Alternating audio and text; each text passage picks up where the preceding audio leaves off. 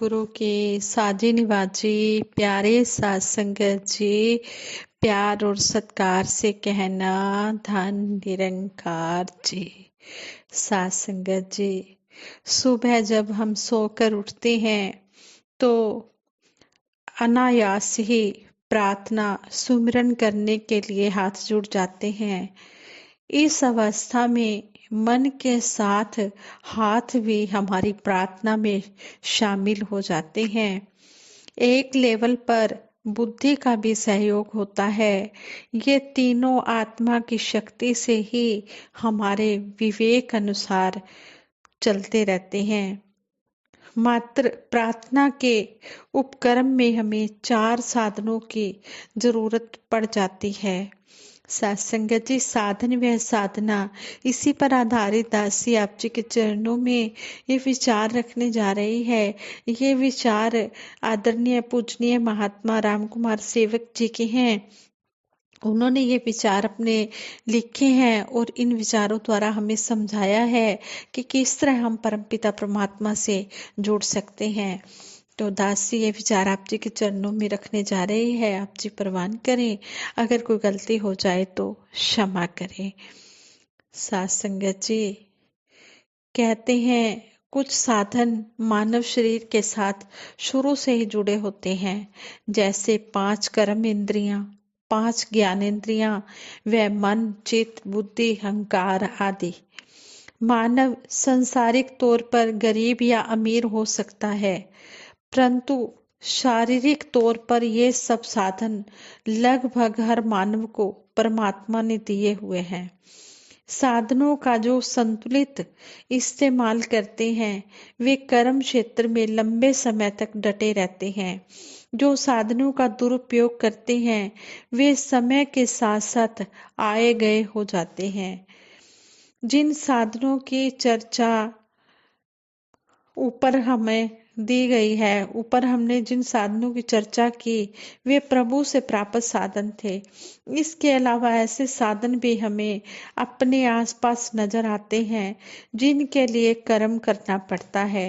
Example के लिए देखें, पेट परमात्मा ने दिया है, भूख प्रकृति ने दी है, परंतु भोजन का प्रबंध स्वयं करना पड़ता है। पैर परमात्मा ने दिए हैं, हरकत प्रकृति ने दी है, परंतु जूते चप्पल का प्रबंध स्वयं करना पड़ता है। स्थान व समय परमात्मा ने दिया है, वातावरण प्रकृति ने दिया है, परंतु मौसम के अनुसार रहने का प्रबंध स्वयं करना पड़ता है। अनेकों ही साधन आज हमारे आसपास हैं। कुछ ऐसे हैं जिनके बिना गुजारा नहीं, कुछ ऐसे हैं जिनके बिना गुजारा हो सकता है। दुनिया में कोई साधन ऐसा नहीं जिसका ऑप्शन ना हो। सब्जी का ऑप्शन दाल है, बस का ऑप्शन कार है, निर्विकल्प है तो सिर्फ परमात्मा है। इस धरती पर बसने वाला लगभग हर इंसान ज्यादा से ज्यादा साधन इकट्ठे करना चाहता है, इसलिए एक अंतहीन दौड़ लगी हुई है। अमीर भी दौड़ रहा है, गरीब भी दौड़ रहा है, सुबह से लेकर शाम तक, और रात को सपनों में भी मनुष्य प्राय दौड़ता ही रहता है। कामनाओं के पीछे, वासनाओं के पीछे दौड़ता दौड़ता जब थक जाता है तो साधना की तरफ मुड़ता है। साधना को ढूंढने में अक्सर आदमी उलझ जाता है कि कौन सी साधना अपनाए। साधना की अनेकों पद्धतियों व प्रवर्तक हैं, उनमें से किसी एक का चयन करना आसान नहीं है। मुझे यह मुश्किल नहीं लगता, क्योंकि साधनों की दौड़ से पहले ही साधना का केंद्र बिंदु मिल गया। यह केंद्र बिंदु है आत्मा व परमात्मा का ज्ञान। इस प्रकार अध्यात्म का मूल ठिकाना मिल गया। सतगुरु निरंकारी, सतगुरु माता जी की कृपा से यह हमें मूल ठिकाना मिल गया है। यहाँ पता चल गया है कि साधना अर्थात स्वयं को साधना है, इंद्रियों और मन को साध लेना। जो इन्हें साध लेते हैं, इन पर राज करते हैं, वही महाराज कहलाते हैं। अध्यात्म में जो बैलेंस है, वह बताता है कि भगवान ने प्रकृति का साधन उपयोग करके दिन रात बनाए, और दिन कर्म के लिए और रात विश्राम के लिए बनाई।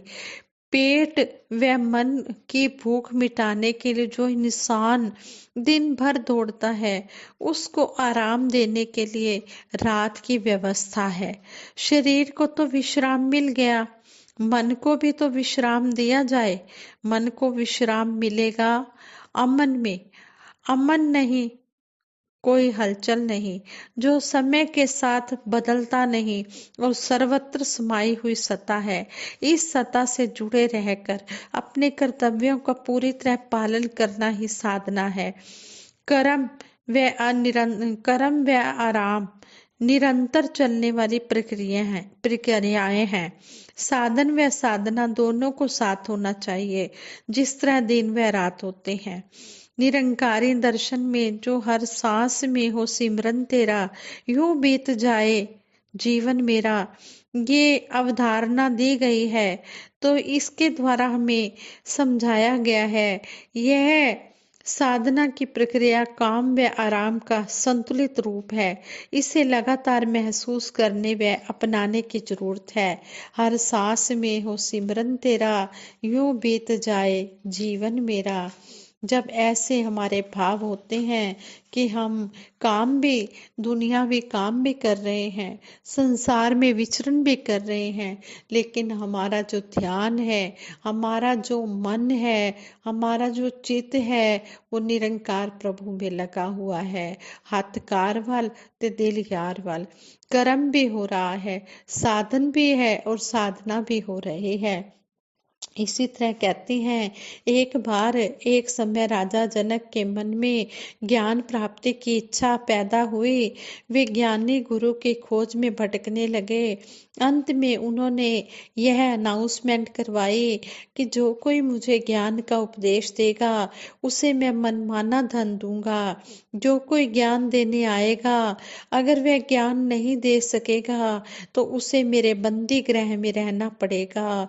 अनेक ऋषि मुनि आए, लेकिन राजा जनक को ज्ञान का उपदेश नहीं दे सके। बेचारों को बंदी गृह में रहना पड़ा। ऋषि कुमार अष्टावक्र जी के पिता कहोड़ भी इनमें से एक थे। उनके बंदी होने का समाचार पाकर अष्टावक्र जी स्वयं राजा जनक के दरबार में पहुंचे। उनके अंग 8 स्थानों पर टेढ़े थे, इसलिए वे अष्टावक्र कहलाते थे। जिस समय वे राजसभा में पहुंचे, तो सब लोग उन्हें देखकर हंस पड़े। उनके पूछने पर राजा जनक ने उत्तर दिया, आपके टेढ़े मेढ़े शरीर को देखकर हमें हंसी आ गई है, आपको दुख नहीं मानना चाहिए। ऋषि कुमार अष्टावक्र जी ने कहा, मेरे अपने लिए दुख की कोई बात नहीं है। आप लोगों के आंतरिक शरीर के ऊपर अवश्य मुझे हंसी आती है। आप लोग ज्ञान की चर्चा करना चाहते हैं, लेकिन बाहरी शरीर के रूप रंग बनावट से प्यार करते हैं। जहाँ नश्वर शरीर की इतनी महत्ता हो, वहाँ ज्ञान चर्चा कैसे हो सकती है। सभी सभा में बैठे हुए हैरान हो गए इस बात को सुनकर, और राजा जनक के मन में भी उथल पुथल मच गई। उस रात राजा जनक को नींद ही नहीं आ रही थी। ऋषि कुमार के शब्द कि जहाँ नश्वर शरीर की महत्ता हो, वहाँ ज्ञान की चर्चा कैसी, ये शब्द राजा जनक जी को बेचैन करने लगे। रात के समय ही राजा जनक जी अष्टावक्र जी के पास पहुंचे और बोले, आप ही मुझे ज्ञान प्रदान कर सकते हैं ऋषि कुमार। ऋषि कुमार अष्टावक्र जी हंसकर बोले, बिना गुरु दक्षिणा के ही आप ज्ञान प्राप्त करना चाहते हैं? हाथ जोड़कर राजा ने कहा, ऋषि कुमार, मेरा पूरा राजकोष आप ले लें और मुझे ज्ञान का उपदेश करें। ऋषि कुमार फिर हंसे, कहने लगे, राजन, कोष तो प्रजा का है, जनता का है, आपका नहीं है। आप इसे मुझे कैसे दे सकते हैं? फिर राजा जनक ने कहा, अच्छा महाराज, तो राज्य ही आप ले लीजिए। अष्टावक्र जी ने कहा, राजन, राज्य तो अनित्य है। फिर राजा जनक बोले, तब मेरा शरीर ही ले लीजिए। ऋषि कुमार ने फिर कहा, शरीर तो मन के अधीन है, मन के गुलाम है। राजा जनक बोले, तो फिर आप मन ही ले लीजिए। इस बार अपनी स्वीकृति देते हुए अष्टावक्र जी ने कहा, हाँ, मन ले सकता हूँ। आप मुझे अपना मन संकल्प कर दीजिए। राजा जनक ने वैसा ही किया, अपना मन संकल्प कर दिया। अष्टावक्र जी यह दक्षिणा स्वीकार करने के बाद बोले, राजन, 1 सप्ताह के बाद मैं फिर आऊंगा, तब आपकी मनोकामना पूरी होगी। ऋषि कुमार के चले जाने के बाद राजा जनक जी की दशा बहुत ही विचित्र हो गई। चलते फिरते, खाते पीते, उठते बैठते, हर पल उन्हें बस यही ध्यान रहता था कि मन का तो संकल्प हो चुका है। इस चिंता में उनके मन की सब क्रियाएं शांत हो गई। 1 सप्ताह के बाद जब ऋषि कुमार अष्टावक्र जी लौटे, तो आते ही उन्होंने राजा जनक जी से पूछा, राजन, आप कुशल तो हैं? अष्टावक्र जी बोले, राजन, इस जड़ता को तुम समझ लो कि यह चेतनता, आत्मज्ञान या स्मृति के समीप की जड़ता है। अब तुम्हें वहां तक पहुंचने में देर नहीं है, तुम ज्ञान प्राप्त करने के अधिकारी हो गए हो। इसके बाद अष्टावक्र जी ने राजा जनक जी से कहा, हे राजन, संसार के सब विषय मन के गुलाम हैं, आत्मा के नहीं। आत्मा विदेह है। मन जब तक शरीर की ओर लगा रहता है, तब तक मन की गति आत्मा की ओर नहीं हो पाती। मनुष्य जब मन को ज्ञान के अधीन कर देता है, तब आत्मा की ओर गति हो जाती है। धीरे धीरे प्राण आदि कोशों के बंधनों से मुक्त होकर जीव सत चित आनंद बन जाता है। यही जीव की परम उन्नति है। ऋषि कुमार जी ने उनसे फिर कहा, पंच कोशों का बना हुआ यह शरीर तो धोखा है। इससे अधिक व्यापक और शक्तिशाली तो प्राणमय कोश है जो इसके अंदर बैठा है। प्राणमय कोश के अंदर मनोमय कोश है।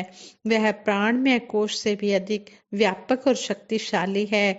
वह स्थूल शरीर का संचालन करता है, किंतु उसके ऊपर भी एक और कोश है जिसे विज्ञानमय कोश कहते हैं। वह मनोमय कोश से भी अधिक प्रबल और शक्तिशाली है। जब मनुष्य का मन ज्ञान के अधीन हो जाता है, तब उसका इधर उधर भटकना खत्म हो जाता है। इसके ऊपर आनंदमय कोश है। इसमें प्रवेश करते ही शरीर को दुख सुख के झंझटों से छुटकारा मिल जाता है। बस इसके ऊपर सर्वव्यापक आत्मा है। शरीर में विशुद्ध ज्ञान की सत्ता स्थापित होने पर ही आत्मा की प्राप्ति होती है। यही जीव की परम उन्नति है। हे राजा जनक, जो मन आपने मुझे दिया था, वह मैं आपको इस ज्ञान के साथ लौटाता हूँ। आप मेरे आदेश से ज्ञान के अधीन होकर राज्य का संचालन कीजिए। सब जीवों में आत्मा का अनुभव कीजिए। सबसे परे होकर रहिए। साथ संगत जी, तो इस तरह हमें मन के बारे में बताया है कि हमने मन का गुलाम नहीं बनना, हमने मन को अपना गुलाम बनाना है। हमने मन के कहे अनुसार नहीं चलना है, हमने सतगुरु के कहे अनुसार चलना है और इस आत्मा को हमेशा परमात्मा के साथ जोड़कर रखना है। संपूर्ण अवतार वाणी में शहंशाह बाबा अवतार सिंह जी महाराज इस शब्द की ओर हमारा ध्यान दिलाते हुए हमें समझाते हैं। हे मेरे मन ओट लिया कर, रब दे कामिल बंदे दे, तन मन धन सब अर्पण कर दे, सोहबत छड़ दे मंदे दी, निरंकार नू जान लिया ते शान नदी पहचानीए, त्रैलोकी दा मालिक बनदा जेड़ा ब्रह्म ज्ञानी है। वो तीन लोकों का स्वामी बन जाता है। जो परमपिता परमात्मा की शरण में आ जाता है वो ब्रह्म ज्ञानी कहलाता है। त्रैलोकी दा मालिक बनदा जेड़ा ब्रह्म ज्ञानी है। जो ब्रह्म ज्ञानी होता है वे तीन लोकों का मालिक बन जाता है। जो निरंकार को जान लेता है, कहते हैं कि उसकी शान ही फिर अलग हो जाती है। लेकिन निरंकार को जानने के लिए तन मन धन सब हमने सतगुरु के चरणों में समर्पण कर देना है और यही कहना है, मेरा मुझ में कुछ नहीं, जो कुछ है सो तेरा, तेरा तुझको सौंपते क्या लागे है मेरा। हे सच्चे पातशाह, मेरा कुछ भी नहीं है। जब अपने आप को जीव सतगुरु के चरणों में सरेंडर कर देता है, समर्पित कर देता है, तो फिर ये उसको ब्रह्म ज्ञान दे देता है और ब्रह्म ज्ञानी बना देता है। और फिर मानुष जन्म का जो लक्ष्य है वो पूर्ण हो जाता है। आओ दातार के चरणों में यही अरदास करें, सच्चे पातशाह हमें भक्ति के साथ जोड़ के रखना, हमें अपने चरणों की भक्ति देना, अपने चरणों से जोड़ के रखना। और इसी तरह हमें सतगुरु निरंकार दातार निरंकारी राजपिता जी साथ संगत माँ का आशीर्वाद हर पल मिलता रहे।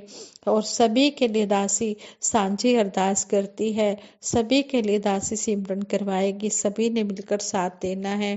तू ही निरंकार मैं तेरी शरण हाँ, मैनू बख्श लो। तू ही निरंकार मैं तेरी शरण हाँ, मैनू बख्श लो। तू ही निरंकार मैं तेरी शरण हाँ, मैनू बख्श लो। बोलिए सतगुरु माता सुदीक्षा सविंदर हरदेव जी महाराज की जय। निरंकारी राज माता गुरु वचन अवतार की जय। आज संगत जी प्रेम से कहना धन निरंकार जी।